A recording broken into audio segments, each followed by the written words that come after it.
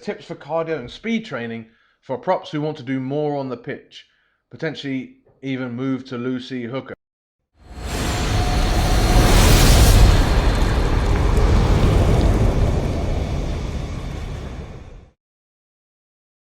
Ian, you can give this guy a help. I remember one of the pods you guys spoke about training at 140 HR for 80 minutes and slowly increasing that. What are your thoughts and what would you emphasize first? No, I wouldn't increase that. Like you would. So when we're talking about heart rate training, when we're talking about aerobic training, your heart rate doesn't. You don't build yourself to a point where you can now go to 150 or 160 or 200 for an hour. That's not how it works. You just can do more at that lower heart rate. So you just spend more time at that lower heart rate. So 140 is a good ballparkish figure, particularly if you're running. If you're doing something else, you could expect that heart rate to be a little bit lower. You could go in the 130s and you'd be fine. Um, and you would just stay there for anywhere between, if you've never done it, start at 30 minutes, maybe even 20.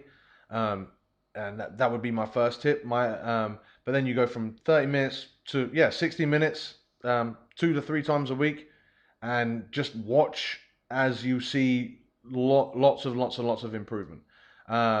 You want to make sure that your resting heart rate, or you want to keep going at this until your resting heart rate gets below or around to 60 to 70 or below 60 if you can. Like on your, whatever your watch tells you, if you can get below 60, um, like then this still can help, but it stops having such a profound effect. Um, Tips for bigger props.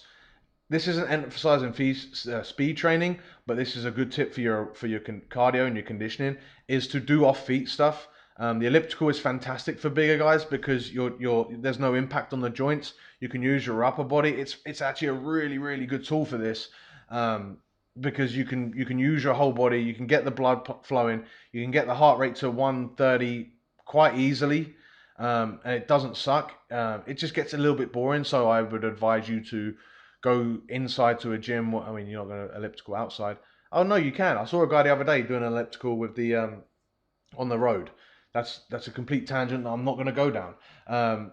You want to go to a gym and maybe that's got a TV on, or when there's a rugby game on, or you can bring a screen, bring your phone and just watch a rugby game on. I've done that plenty of times with doing my cardio. I might have to keep doing that with my cardio at the minute because I might have busted my knee. So I might be spending a lot of the time on the elliptical as well and watching lots of. I'll be watching rugby footage. I'll be watching jiu-jitsu footage. If this knee doesn't heal very fast, and I'll probably be doing it for the first week or so anyway, because I still want to keep maintaining the improvements I'm making with my aerobic system, but I don't want the impact that running's going to give me. Same thing for a heavier player, definitely. And if you are going to go running, you would definitely start at that 20 minutes and you would slowly increase that mileage. If you're a prop that wants to get faster, because you said cardio and speed training, I would still start off by doing lots of that aerobic work, right? Because at the end of the day, if you're like most props just are spending most of their time walking because they're so gassed, because like people won't like to hear this, but prop is probably cardiovascular wise one of the most demanding jobs on the pitch, because you've got to scrummage and maul, which is really hard, and then do everything else that everybody else does. So like being in the front row of a scrum is probably the hardest thing that you can do on a rugby pitch, and then you've got to do everything else that everyone else does anyway. So if you want to contribute to that, you've just got to be really fit. Getting faster then becomes a case of just doing some speed training, going out on the field. I've got a video coming out soon on the YouTube channel, but essentially people want to get faster and they want all different tools to get faster, but they don't want to go out and sprint. Like just go out, run anywhere between 6 to like maybe 18. That'd probably be too much. 6 to 15 sprints as a prop. Take 2 minutes between each sprint. Sprint for like just start and sprint 20 meters. Walk back, take your time, get back, practice sprinting. That's going to do you a world of good, right? You could talk about all the different drills and stuff, and we do lots of different speed sessions with Rugby Muscle, and we do real basic technical drills, nothing too fancy, because it just gets lost, as I've already mentioned before. There's just too much to practice with rugby that we just want to get you out sprinting as much as we can. or as efficiently as we can. So we just go out and do that 1 to 2 times a week.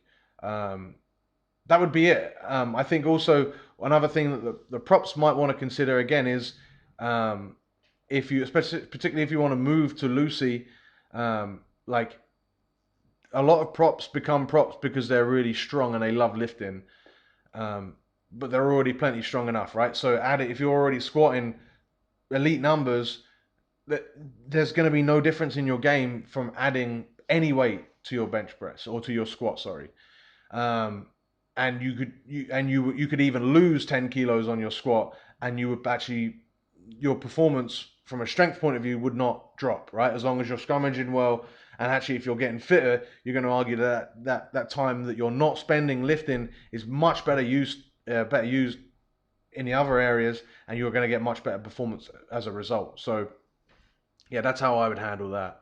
Um, I don't think I don't think, I mean, yeah, I don't think you need to get like lots of props are already plenty strong enough. And even if you want to get stronger, or even if you want to at least maintain your strength and you're worried about losing, like you could just do 2 strength sessions a week, right? Keep it real simple, keep it real low volume, and spend the rest of your time really working that cardio stuff.